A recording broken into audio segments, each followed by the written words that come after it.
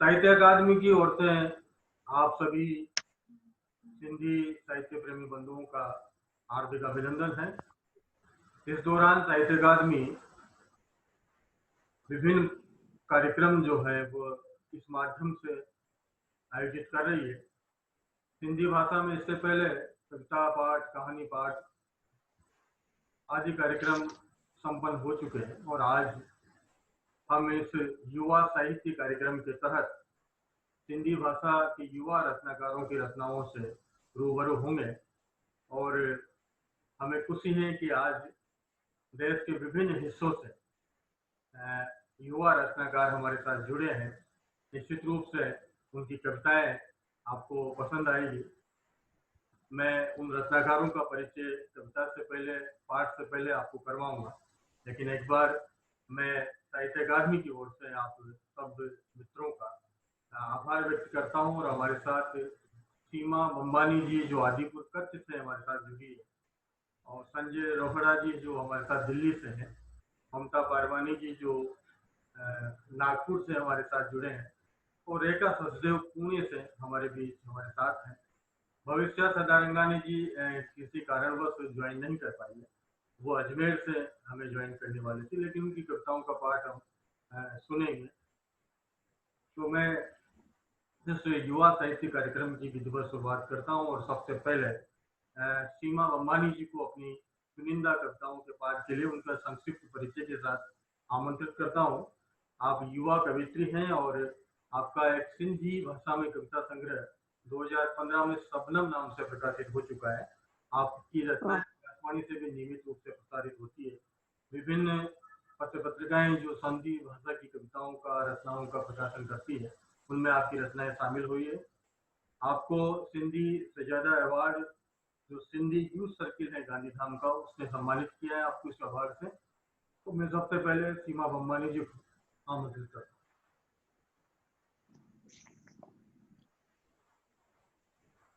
मेरी कविता का नाम है पैंजन जी बेवफाई। हू वतन सा मोहब्बत निभाए विया, वैलेंटाइंस डे ते पंहिंजी जान लुटाए विया। हू वतन सा मोहब्बत निभाए विया, वैलेंटाइंस डे ते पंहिंजी जान लुटाए विया। असांखे आराम जी निंड ॾियण वारा गहरी निंड में समाए विया। असांखे आराम जी निंड ॾियण वारा गहरी निंड में समाए विया। पुलवामा जे वीरन पंहिंजी जान वञाई, दुश्मन जी छा ताक़त, इहा पंहिंजन जी आहे बेवफ़ाई। पुलवामा जे वीरन पंहिंजी जान विञाई, दुश्मन जी छा ताक़त, इहा पंहिंजन जी आहे बेवफ़ाई। पाड़ेसिरीअ सां कहिड़ी शिकायत, जॾहिं दुश्मन आहिनि पंहिंजा ई। पाड़ेसिरीअ सां कहिड़ी शिकायत, जॾहिं दुश्मन आहिनि पंहिंजा ई। जे अखियूं खुलियूं रखियूं हा त इहो अंजाम न थिए हा। जे अखियूं खुलियूं रखूं हा त इहो अंजाम न थिए हा। के मोकल माणे आया हुआ, के मोकल गुज़ारण हुआ वञणा। के मोकल माणे आया हुआ, के मोकल गुज़ारण हुआ वञणा। सॼो देश ग़मगीन आहे, माउ पुट भेण भाउ पत्नीअ सिंदूर विञायो आहे। सॼो देश ग़मगीन आहे, माउ पुट भेण भाउ पत्नीअ सिंदूर विञायो आहे। छा इहो कमु कंहिं दिलेरीअ जो आहे? दहशत कंहिं मज़हब जो पैगाम नाहे। छा इहो कमु कंहिं दिलेरीअ जो आहे? दहशत कंहिं मज़हब जो पैगाम नाहे। मासूमनि खे मौत ॾेई का जन्नत मिलणी नाहे, का जन्नत मिलणी नाहे। छा इहो कमु कंहिं दिलेरीअ जो आहे? दहशत कंहिं मज़हब जो पैगाम नाहे। मासूमनि खे मौत ॾेई का जन्नत मिलणी नाहे, का जन्नत मिलणी नाहे। मुंहिंजी ॿी कविता जो उन्वान आहे ज़िंदगी। वाह। भंभट ॿारड़ा हुआ से ॿारियई ज़िंदगीअ, हाणे छाजो दुए जूं दलीरूं, छाजो रखते एतराज़। वण जे पननि जा छणंदा रहनि था ज़िंदगीअ जा ॾींहं, ख़बर न आहे इहे अचनि पिया था या वञनि पिया था।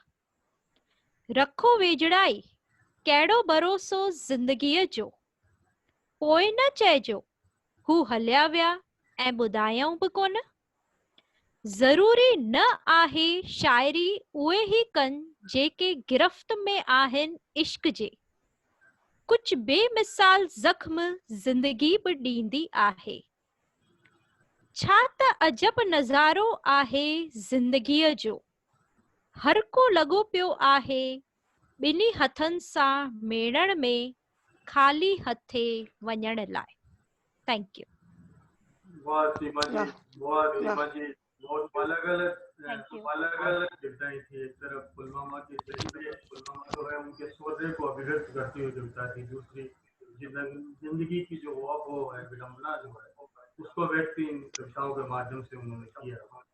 और आप लीजिए, इस कड़ी में मैं संजय रोहड़ा जी को आमंत्रित करता हूँ। आप युवा कवि हैं और सिंधु ज्योति सहित अनेक पत्रिकाओं में आपकी रचनाएं प्रकाशित होती रहती है और अभी आप वर्तमान में NCPSL दिल्ली में कार्यरत है।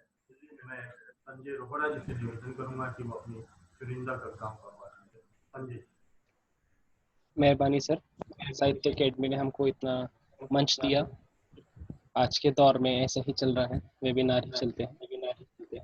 सर, मेरी कविता का उन्वान है मुझे साण भी कुछ हियो हो। वरती अग्याड़ी सिज जी किरण जॾहिं, वरती अग्याड़ी सिज जी किरण जॾहिं, मुंहिंजे सपननि जी महफ़िल लड़खड़ाई तॾहिं। मुंहिंजी दिल में हुआ ख्वाब ढेर, अखियूं भी नूरानी हुई। मुंहिंजे दिल में हुआ ख्वाब ढेर, अखियूं भी नूरानी हुई।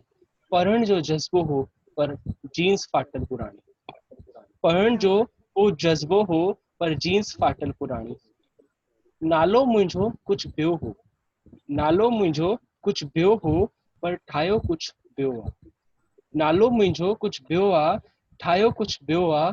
निभागा अजीब जॾा जहिड़ा नाला, मां उन्हनि सां कीअं तालुक़ रखंदो आहियां, मां उन्हनि सां कीअं तालुक़ रखंदो आहियां। मूंखे आज़ादु कयो, मूंखे आज़ादु कयो, बसि हीअ ई निवेदन कंदो आहियां। मूंखे आज़ादु कयो, बसि इहो ई निवेदन कंदो आहियां। मूंखे रोज़ तोड़ण जी कोशिश थिए पई, मूंखे रोज़ तोड़ण जी कोशिश थिए पई। न खिल न दुख, न खिल न दुख शिकिल ते छाए पई। हीअ ॾींहं ब ॾींहं वधंदो पियो वञे, हे ॾींहं ब ॾींहं वधंदो पियो वञे। मुंहिंजो हिकु ॿियो टुकड़ो जीअं छिलंदो पियो वञे, मुंहिंजो हिकु ॿियो टुकड़ो जीअं छिलंदो पियो वञे। हे सभु रोकण जे लाइ मां भिख घुरंदो पियो वञा, हे सभु रोकण लाइ मां भिख घुरंदो पियो वञा। जीअं मींहं वांगुरु रोज़ किरंदो पियो वञा, जीअं वाह मींहं वांगुरु रोज़ किरंदो पियो वञा। मुंहिंजो वियाणो मुंहिंजे लुड़खनि खां भिजंदो पियो वञे, मुंहिंजो वियाणो मुंहिंजे लुड़कनि खां भिजंदो पियो वञे। मुंहिंजी दिलि ॾींहं ब ॾींहं कुझु चवण लाइ चीखंदी पई वञे, मुंहिंजी दिलि ॾींहं ब ॾींहं चवण लाइ कुझु चीखंदी पई वञे।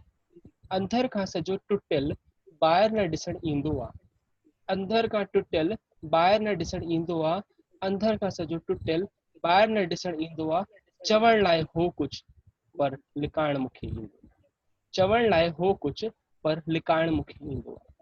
मां वञणु चाहियां थो, मां वञणु चाहियां थो, छॾणु सभु चाहियां थो। मां वञणु चाहियां थो, छॾणु सभु चाहियां थो। रोज़ ॾकायो वेंदो हुउसि, रोज़ ॾकायो वेंदो हुउसि, रोज़ धमकायो वेंदो हुउसि। हाणे बसि हिकु ई ख़्वाहिश आहे, हाणे बसि हिकु ई ख़्वाहिश बाक़ी आहे त वरी संजय न ॼमियो वञे। हाणे हिकु ई ख़्वाहिश बाक़ी आहे त वरी संजय न ॼमियो वञे। ऐं जॾहिं थिए त अहिड़ो कंहिंसां अन्याय न थिए, अहिड़ो कंहिंसां अन्याय न थिए। मुंहिंजी ॿी कविता जो उनवान आहे मिटीअ। मिट्टीअ, अचणो आहे अची वरी हले वञणो आहे, अचणो आहे अची वरी हले वञणो आहे, मिट्टीअ खां ठही मिट्टीअ में मिली वञणो आहे, मिट्टीअ खां ठही मिट्टीअ में मिली वञणो आहे। चइनि ॾींहंनि जी ज़िंदगी आहे, चइनि ॾींहंनि जी ज़िंदगी आहे, चइनि ॾींहंनि जी ज़िंदगी आहे तुंहिंजी, मिट्टीअ में मिली वेंदी कहाणी तुंहिंजी। चइनि ॾींहंनि जी ज़िंदगी आहे तुंहिंजी, मिट्टीअ में मिली वेंदी कहाणी तुंहिंजी। रिश्तनि जो फेरो हीअं फूकी फूकी फेरायो, रिश्तनि जो फेरो हीअं फूकी फूकी फेरायो, पर न ॾिसण आयो कोई पंहिंजो न कोई परायो, पर न ॾिसण आयो कोई पंहिंजो न को परायो। मिट्टीअ जा पुतला तूं पंहिंजे घर जो महिमान आहीं, मिट्टीअ जो पुतला तूं पंहिंजे घर जो महिमान आहीं, रहिजी वेंदी हे शान हिते जंहिं ते हेतिरो मान आहे, रहिजी वेंदी शान हिते जंहिं ते हेतिरो मान आहे। पाप खां डिज पुतला, पाप खां डिज पुतला तूं मिट्टीअ जो नादान आहीं, पाप खां डिज पुतला तूं मिट्टीअ जो नादान आहीं, रहिजी वेंदो सॼो साज श्रृंगार हिते, रहिजी वेंदो सॼो साज श्रृंगार हिते जंहिं ते हेतिरो गुमान आहे, रहिजी वेंदो सॼो साज श्रृंगार हिते जंहिं ते हेतिरो गुमान आहे। केस ताईं ठही मिट्टीअ जी मूरत घिसंदो हलो पियो वेंदे, केस ताईं ठही मिट्टीअ जी मूरत घिसंदो हलियो वेंदे, माण्हुनि जी नज़र में तूं पुतलो आहीं, गम तेज केस ताईं सहंदो वेंदे, माण्हुनि जी नज़र में तूं पुतलो आहीं, गम केस ताईं सहंदो वेंदे। हाणे कर नज़रअंदाज़, हाणे कर नज़रअंदाज़ पैसे ऐं दौलत खे, हाणे कर नज़रअंदाज़ पैसे ऐं दौलत खे, दरिया जो किनारो ठहो, हाणे कर नज़रअंदाज़ पैसे ऐं दौलत खे, दरिया जो किनारो ठहो, कर पुण्य ढेर पंहिंजनि जी अखियुनि जो तारो ठहो, कर पुण्य ढेर पंहिंजनि जी अखियुनि जो तारो ठहो। मिट्टीअ खां ॼमियो मिट्टीअ में मिलणो सॼो मिट्टीअ जो संसार आहे, मिट्टीअ खां ॼमियो मिट्टीअ खां मिलणो सॼो मिट्टीअ जो संसार आहे। अचणो आहे अची वरी हली वञणो आहे, अचणो आहे अची वरी हली वञणो, हे मिट्टीअ जो कारोबार। जीअं कुम्हार मिट्टीअ खे आकार ॾींदो आहे, जीअं कुम्हार मिट्टीअ खे आकार ॾींदो आहे, हूअं ई माण्हू मिट्टीअ खां तयारु थींदो आहे, हूअं ई माण्हू मिट्टीअ खां तयारु थींदो आहे। मिट्टीअ जा खेॾाणा मिट्टीअ जा बासण, मिट्टीअ जा खेॾाणा मिट्टीअ जा बासण, ज़िंदगी मिट्टीअ में बीतजी वेंदी आहे। नंढपण मिट्टीअ में, नंढपण मिट्टीअ में, जवानी मिट्टीअ में, वरी मिट्टीअ जी क़ब्र में निंड ईंदी आहे, वरी मिट्टीअ जी क़ब्र में निंड ईंदी आहे। महिरबानी सर। वाह, बहुत अच्छी कविताएं हैं। खासतौर पर युवा मन की जो संवेदना, अनुभूतियाँ और उसकी जो ख्वाहिशें होती है, वो उनको बेहतरीन तरीके से आपने अपनी कविताओं में बुना है और एक नए तेवर कविता के देखने को मिले हैं। लीजिए अब कविता के इस कारवां को हम गजल की ओर मोड़ते हैं, और ऐसा नहीं है कि वो गजल ही लिखते हैं, कविताएं भी लिखती है। मेरा आशय जो है वो रेखा पोहाणी जी से है। मैं उनको उनके संक्षिप्त परिचय के साथ कविताओं के लिए आमंत्रित करता हूँ।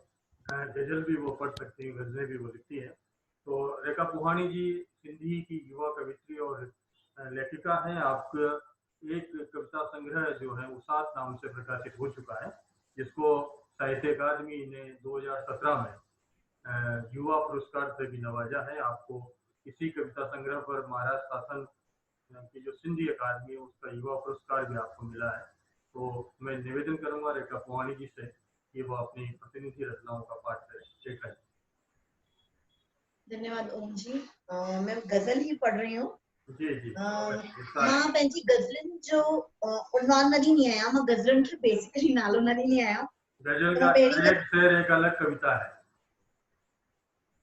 मुंहिंजी पहिरीं गज़ल आहे जी। न चिड़ रांदीकनि ते, न चिड़ रांदीकनि ते टुटिजी वेंदे, न चिड़ रांदीकनि ते टुटिजी वेंदे, न कर दोस्ती मुसाफ़िर सां छॾिजी वेंदे, न चिड़ रांदीकनि ते टुटिजी वेंदे, न कर दोस्ती मुसाफ़िरनि सां छॾिजी वेंदे, न पाए मेरनि हथनि सां भाकुरूं तूं, न पाए मेरनि हथनि सां भाकुरूं तूं, रिश्तनि जा नुकीला पत्थर चुभजी वेंदे, न पाए मेरनि हथनि सां भाकुरूं तूं, रिश्तनि जा नुकीला पत्थर चुभजी वेंदे।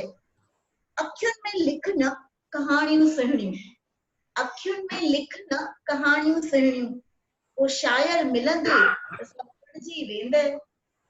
रात जो भटकने खाली रस्तनि ते हीअं, रात जो भटकने खाली रस्तनि ते हीअं, भूत यादुनि जा पुराणा गॾिजी वेंदे। निहारे उभॾे हथ न लोड ऊंधे में, निहारे उभॾे हथ न लोड ऊंधे में, चरियो तूं आहीं सियाणा समझी वेंदे। खोट खोट पुराणियूं हवाऊं, खोट पुराणियूं हवाऊं दिल जे कमरनि में, खोट पुराणियूं हवाऊं दिल जे कमरनि में, प्यार जा रंग पंहिंजे अंदर लभजी वेंदे। रिश्तनि में एॾी सवलाई न ॾे हर कंहिंखे, रिश्तनि में एॾी सवलाई न ॾे हर कंहिंखे, किरदार कहाणियुनि जा झट मटिजी वेंदे। रिश्तनि में एॾी सवलाई न ॾे हर कंहिंखे, किरदार कहाणियुनि जा झट मटिजी वेंदे। न ॾिस वरी वरी खोले जज़्बनि खे, न ॾिस वरी वरी खोले जज़्बनि खे, दर्द जा भाव लुड़कनि में रटिजी वेंदे। न ॾिस वरी वरी खोले जज़्बनि खे, दर्द जा भाव लुड़कनि में रटिजी वेंदे। न चिड़ रांदीकनि ते टुटिजी वेंदे, न कर दोस्ती मुसाफ़िरनि सां छॾिजी वेंदे। मुंहिंजी ॿी गज़ल, आलियुनि अखियुनि जी, आलियुनि अखियुनि जी ॿूझ सां ई साह हलंदो आहे, आलियुनि अखियुनि जी ॿूझ सां ई साह हलंदो आहे, आईने जे कांच में हिकु सायो नचंदो आहे, आलियुनि अखियुनि जी ॿूझ सां साह हलंदो आहे, आईने जे कांच में हिकु सायो नचंदो आहे। हिन जिस्म सां रूह जो नातो ईअं टुटी पियो आहे, हिन जिस्म सां रूह जो नातो ईअं टुटी पियो आहे, अंगण में मुंहिंजे खाली झूलो लुंदो आहे, अंगण में मुंहिंजे खाली झूलो लुंदो आहे। चवंदा आहिनि माण्हू त मौत खां पोइ बि, चवंदा आहिनि माण्हू त मौत खां पोइ बि रूह पंहिंजे जिस्म जी हर रांदि ॾिसंदो आहे, चवंदा आहिनि माण्हू त मौत खां पोइ बि रूह पंहिंजे जिस्म जी हर रांदि ॾिसंदो आहे। रात भी पंहिंजी मर्ज़ीअ सां कोन ईंदी आहे, रात भी पंहिंजी मर्ज़ीअ सां कोन ईंदी आहे, निकिरंदो आहे चंड त रोशन ॾींहुं बुलंदो आहे। गोड़ एॾो वधी वियो आहे हिन ऊंधे में, गोड़ एॾो वधी वियो आहे हिन ऊंधे में, रूह जो चयल उर्फ जिस्म न ॿुधंदो आहे। गोड़ एॾो वधी वियो आहे हिन ऊंधे में, रूह जो चयल उर्फ जिस्म न ॿुधंदो आहे। हया जो पाणी अखियुनि में ईअं मुंदल आहे, हया जो पाणी अखियुनि में ईअं मुंदल आहे, पंहिंजे ई अक्स खां चहिरो बि पियो लिकंदो। हया जो पाणी अखियुनि में ईअं मुंदल आहे, पंहिंजे ही अक्स खां चहिरो भी पियो लिकंदो आहे। ओम जी एक और ले सकती हूँ, 2 मिनट है ना मेरे पास और? एक गजल, छोटी गजल पढ़ दीजिए। छोटी, हाँ। आखिरी गजल, नओ रोज कपड़ो मटे जिंदगी, नओ रोज कपड़ो मटे जिंदगी, छॾे साहिक ॿियो खणे जिंदगी। हले गॾु सभिनी सां, हले गॾु सभिनी सां, मगर जीअं वणे असांखे उते थी छॾे जिंदगी। मिटीअ जे गुॾे जीअं हथनि मां किरे, मिटीअ जे गुॾनि जीअं हथनि मां किरे, तॾहिं बि सभिनी खे वणे जिंदगी। घणी सोच सां सभु हलाइनि मगर, घणी सोच सां सभु हलाइनि मगर, नंढे ॿार जीअं थी ठगे जिंदगी। खुशी गम जा कुछ पल लिखाया सभिनी, खुशी गम जा कुछ पल लिखाया सभिनी, नसीबन जो लेखो वठे जिंदगी। सभिनी खे आ हलणो हितां अॼु सुभां, सभिनी खे आ हलणो हितां अॼु सुभां, पई तोते वांगुर रटे ज़िंदगी, नओं रोज़ कपिड़ो मटे ज़िंदगी, छॾे सा हिकु ॿियो खणे ज़िंदगी। शुक्राना। वाह वाह, वाह। बहुत ही सरस और उम्दा गजलों के बाद, और रेखा जी ने अंतिम गजल जो वो जिंदगी इर्द गिर्द पढ़ी है, सीमा जी ने भी जिंदगी की शीर्षक से कविता पढ़ी। तो हम जिंदगी के इर्द गिर्द ही रहते हैं, उसके भीतर बाहर की दुनिया में कविता होती रहती है, और रचनाकार उसी जिंदगी से चीजें उठाता है और अपनी कविता में शब्दों के रूप में पिरोता है। लीजिए, बहुत सरस रचना पाठ आप सब लोगों का रहा, और इस युवा साहित्य कार्यक्रम के अंतिम पायदान पर ममता पारवानी जी को उनके संक्षिप्त परिचय के साथ आमंत्रित करता हूँ। आप युवा कवित्री और अनुवादक भी आप हैं, और ये बहुत खुशी की बात है कि आप न केवल सिंधी, हिंदी, अंग्रेजी बल्कि फ्रेंच भाषा की भी आप बेहतरीन जानकार हैं। तो एक भाषाओं से दूसरे भाषाओं में एक अनुवादक पुल का काम करता है। तो मैं अनुवादक के रूप में भी आपका अभिनंदन करता हूं, और युवा लेखिका और कवित्री के रूप में भी साहित्य अकादमी की ओर से अभिनंदन करता हूं। और आपकी रचनाएं जो हैं विभिन्न पत्र पत्रिकाओं में नियमित रूप से प्रकाशित होती रही है, और कविताएं भले ही कम लिखती हों, लेकिन उनका मानना है कि जो कविता हो वो कविता हो, ऐसा उनका हमेशा कोशिश रहता है कि कविता में कविता होनी चाहिए। तो मैं ऐसी ही कवित्री ममता पारवानी जी को इस युवा साहित्य कार्यक्रम में कविता पाठ के लिए आमंत्रित करता हूँ, जो हमारे साथ नागपुर से जुड़ी हैं। ममता जी, आपको चुनिंदा कविताओं के पाठ के लिए आमंत्रित।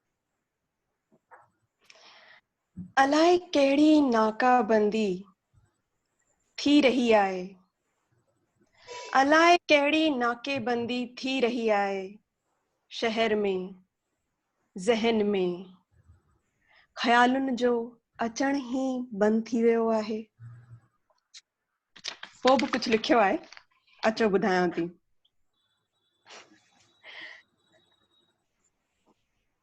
उथी वरी सुम्हे थो हर हर, उथी वरी सुम्हे थो हर हर, उभा साह खणे थो हर हर। दर खुले थो त डपु लॻे थो, दर खुले थो त डपु लॻे थो, को ॼण अची तके थो हर हर। चवे त को कुझ बि कोन थो, चवे त को कुझ बि कोन थो, पोइ बि ॿुधण अचे थो हर हर। किरी उथण ऐं उथी किरण में, किरी उथण ऐं उथी किरण में, कुझ त मटिजी वञे थो हर हर।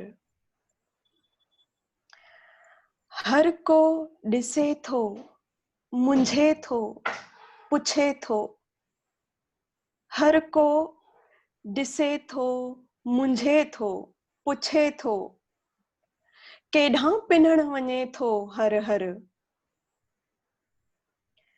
मथां लही आयो आ जॾहिं बि, मथां लही आयो आ जॾहिं बि, वरी मथे मोटे थो हर हर। इहे डप त विरासत जा आहिनि, इहे डप त विरासत जा आहिनि, पियो भितुनि खां ढिजे थो हर हर, उभा साह खणे थो हर हर, उभा साह खणे थो हर हर।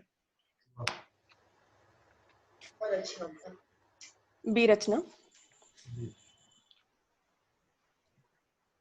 विरासत में ॾियण लाइ, विरासत में ॾियण लाइ हुन वटि कुझु ख़ासि की न हो, आखिरी साह खणी रही हुई पर को आसपास की न हो।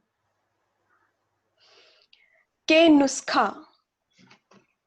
नुस्खा हुआ जुबानी सभिन खे ॾेई वई, के नुस्खा हुआ जुबानी सभिन खे ॾेई वई, हुन जे सामान में ॿियो को ज़ेवर की न हो। चेहरे जा गुंज ऐं अछा वार, चेहरे जा गुंज ऐं अछा वार बि उहा ॾेई वञे हा, चेहरे जा गुंज ऐं अछा वार बि उहा ॾेई वञे हा, पर सजावट में तजुर्बे जो को स्थान की न हो। घर ऐं दुकान जा हिस्सा त बराबर थिया, घर ऐं दुकान जा हिस्सा त बराबर थिया, पर हुन जे टुटल चश्मे जो को हिसाब की न हो। आखिरी साह खणी रही हुई पर को आसपास की न हो, को आसपास की न हो। आखिरी रचना। जी। छाड़ी जिंदगी कपड़न जियां तू बि मेरी ऐं पुराणी थी वई आहीं, कपड़न जियां तू बि मेरी ऐं पुराणी थी वई आहीं, कारा किन्ना दाग किथे त किथां फाटी पई आहीं। घणेई सोचियो त तुंहिंजी ठाह ठूह कयां, घणेई सोचियो त तुंहिंजी ठाह ठूह कयां, सुई सॻो बि हथ कयो घणे दफ़ा, अॼोको ॾींहुं ईअं ई थी कढां खणी, अॼोको ॾींहुं ईअं ई थी कढां खणी, सोचे सॻो वरी रखी छॾियो। ॿियो ॾींहुं, टियों ॾींहुं, चौथो ॾींहुं, अलाए घणा ॾींहं गुज़री विया, आखिर मन पको कयो, सोचियो ॾियारीअ जी सफ़ाई वांगुरु तोखे बि कढी साफ़ कंदसि, ॾियारीअ जी सफ़ाई वांगुरु तोखे बि कढी साफ़ कंदसि, खणी बुआरो ॼारा कढंदसि, खणी बुआरो ॼारा कढंदसि, ट्रोपो त किथां रफू कराईंदसि, ऐं जे पैसा बचिया त पालिश बि कराईंदसि, ऐं कराए बि रातियूं जागी, पर इहो छाड़ी ज़िंदगी 4 ॾींहं मस गुज़रिया ऐं तूं वरी लटजी वई आहीं। वाह। हिंदी भाषा के युवा साहित्य कार्यक्रम में ममता पारवानी जी की कविताओं के बाद अंतिम पायदान पर अजमेर से युवा कवित्री भविष्या सदारंगानी जी को मैं अपनी चुनिंदा कविता के पाठ के लिए आमंत्रित करता हूँ। आप युवा रचनाकार हैं और कविता सृजन के साथ साथ पत्रकारिता में भी आप सक्रिय हैं। आप कानून की पढ़ाई कर रही हैं और आपकी रचनाएं विभिन्न पत्र पत्रिकाओं में प्रकाशित भी हुई है। तो मैं निवेदन करूंगा भविष्या सदारंगानी जी से कि वो अपनी चुनिंदा कविताओं का पाठ करें। जय झूलेलाल। तव्हां सभी मानवारा वॾनि खे मुंहिंजो यानी भविष्या सदारंगानी जो प्रणाम। मुंहिंजी उम्र 21 साल आहे। मां पत्रकार, लेखक ऐं लैंग्वेज टीचर आहियां। गॾोगॾु मां लॉ सेकेंड ईयर ऐं योग जी बि स्टूडेंट आहियां।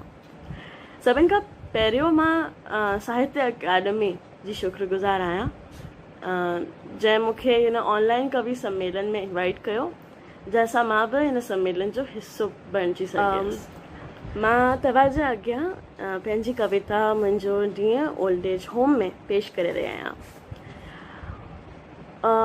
हूअं त मुंहिंजूं सभी कविताऊं मूंखे वणंदियूं आहिनि, पर हीअ कविता मुंहिंजे दिलि जे ॾाढी क़रीब आहे, ॾाढी स्पेशल आहे। मूंखे हिन कविता जी प्रेरणा ओल्ड एज होम भीलवाड़ा मां मिली। इन जो किस्सो ॾाढो सिंपल आहे पर ॿुधण लाइक़ु आहे। हे किस्सो 2015 जो आहे, 2015, जॾहिं मां हॉस्टल लाइफ गुज़ारे रही हुअसि। तॾहिं पेरेंट्स सां मिलणु महीनो ई अलाउ हूंदो हो, पर वधीक प्यार हूंदे मुंहिंजी माउ हर हफ़्ते अजमेर खां मूंसां मिलणु ईंदी हुई। मम्मी फ़ोन करे पोइ अजमेर खां भीलवाड़ा ईंदी हुई। हाणे कॾहिं कॾहिं परमिशन न मिलंदी हुई। यकीनन मुंहिंजो मन उदास थी वेंदो हो। पोइ मां तॾहिं वरी प्रिंसिपल खां छुटी उन खां ई व्हीकल जो अरेंजमेंट कराए ओल्ड एज होम हली वेंदी हुअसि मुंहिंजे फ्रेंड्स सां गॾु।